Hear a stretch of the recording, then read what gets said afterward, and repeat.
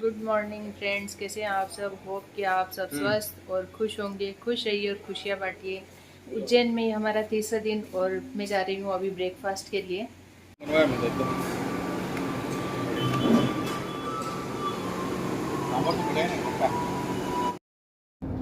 आज हम लोग निकले हैं महेश्वर के लिए और जैसे जैसे महेश्वर की यात्रा आगे बढ़ती रहेगी आपको वहाँ का इतिहास पता चलेगा, तो बने रहिए मेरे वीडियो में। यहाँ पर एक रेस्टोरेंट आया है, हल्का फुल्का कुछ अंदर चल के खा लेते हैं।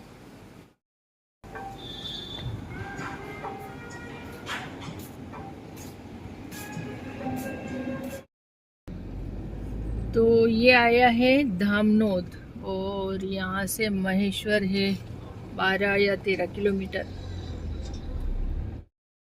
लेफ्ट से निकालो, रोड का फर्जी।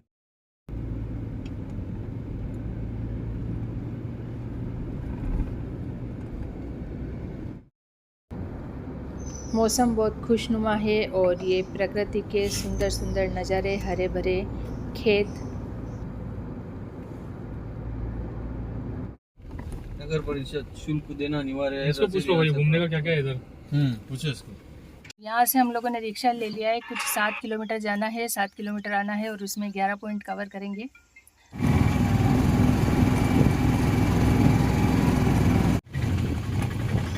सहस्त्रधारा जाने के लिए कुछ इस तरह का रास्ता है, ऊबड़ खाबड़।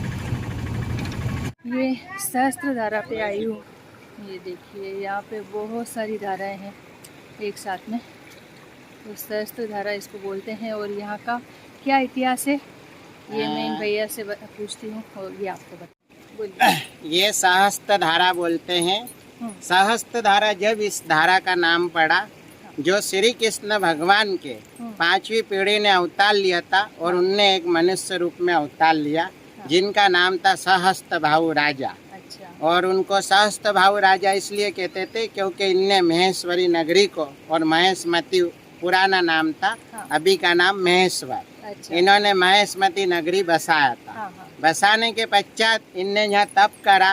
तप करने के पश्चात जब यहाँ इनके दत्त भगवान गुरु थे, तो उनने गुरु जी ने इनको 5 वरदान दिए। अच्छा। 5 वरदान में इन्होंने 4 वरदान ठुकरा दिए और 1 वरदान मांगा। तो सहस्त्र भाऊ राजा ने ऐसा 1 वरदान मांगा कि मेरी 2 भुजा है, उनको 1000 भुजाएं कर दो। तो सहस्त्र भाऊ की 2 भुजा थी, तो दत्त भगवान ने प्रसन्न होकर उनको वरदान दे के 1000 भुजाएं कर दी। अच्छा। 1000 भुजाएं देने के बाद में दत्त भगवान ने बोला था कि इस भुजा का दुरुपयोग मत करना, ऐसा उपयोग करना कि किसी को हानि नहीं पहुँचे। इस पश्चात इस नगरी पे जब लंकापति नगरी की दृष्टि पड़ी, तो लंकापति नगरी ने बोला इतनी सुंदर और नगरी किसकी है। अच्छा। तो उसने अपने सैनिक सहस्त्र भाऊ राजा के यहाँ पहुँचाए और पहुँचाने के पश्चात उनके सैनिक को बोला ये नगरी मेरे हवाले कर दो। तो सहस्त्र भाऊ राजा ने मना करा कि इस नगरी से महादेव के 84 नाम निकले हैं, इस नगरी को मैं उसको दे नहीं सकता। तो लंकापति रावण को और क्रोध आया और उनने बोला कि ये नगरी अब तो मुझे चाहिए चाहिए। अच्छा। तो सहस्त्र भाऊ राजा और लंकापति रावण का यहाँ पे युद्ध चला और 6 महीने युद्ध भयंकर हुआ और लंकापति रावण हार मानना पड़ी और सहस्त्र भाऊ राजा ने 1000 भुजाओं से अपने लंकापति रावण को, जिसका नाम है राजराजेश्वर मेन टेम्पल, वहाँ पे उनको बंदी बनाया जाता था। अच्छा। 10 दिए 10 सिर पे रखे जाते थे, 1 दिया हाथ में दिया जाता था। और आज भी वो जोत त्रेता युग के समय से आज भी कलयुग में जलता आ रहा है। अच्छा। शुद्ध गाय का घी डलता है, अपनी इच्छा हो तो अपन भी घी दान कर सकते हैं। ओके। ये है महेशमती नगरी की कहानी और आगे है।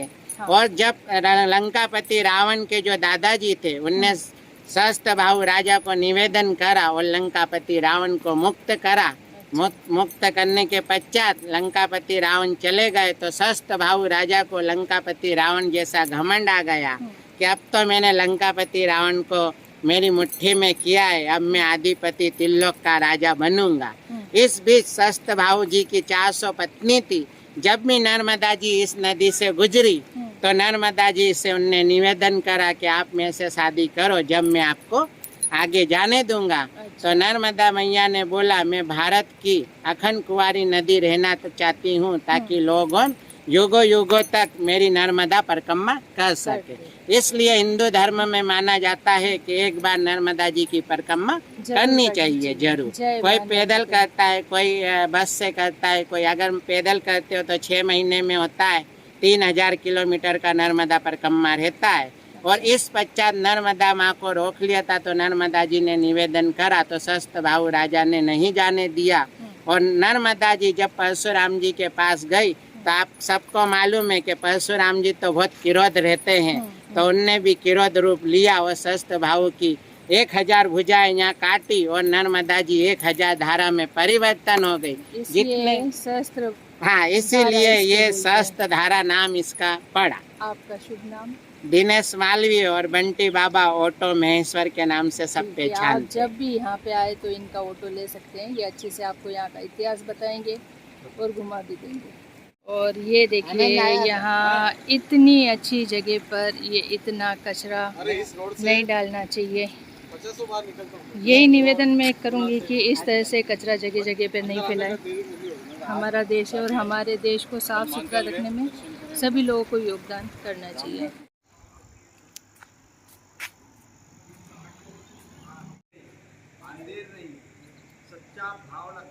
ये यहाँ पे दत्त मंदिर है,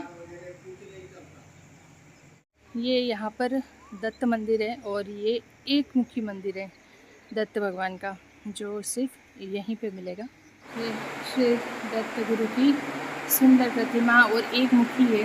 ये त्रिदेव की जो मूर्ति रहती है वैसी 3 मुख का नहीं है, एक मुखी हुई है सिर्फ।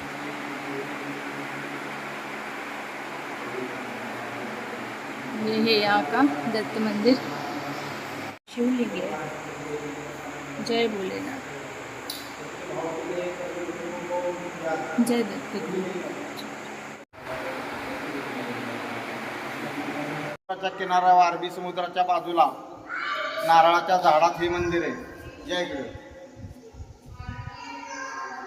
फोटो तुला हाँ, हे धाम आहे आणि हे 4थे धाम ऋषिकेश हरिद्वारच्या बाजूला अत्रि दत्त मंदिर है उत्तराखंड में। अच्छा।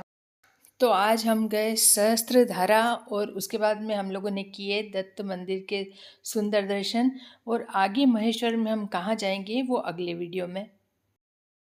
आपको ये मेरी यात्रा अच्छी लग रही हो तो चैनल को सब्सक्राइब जरूर करें, लाइक करें, कमेंट करें। धन्यवाद।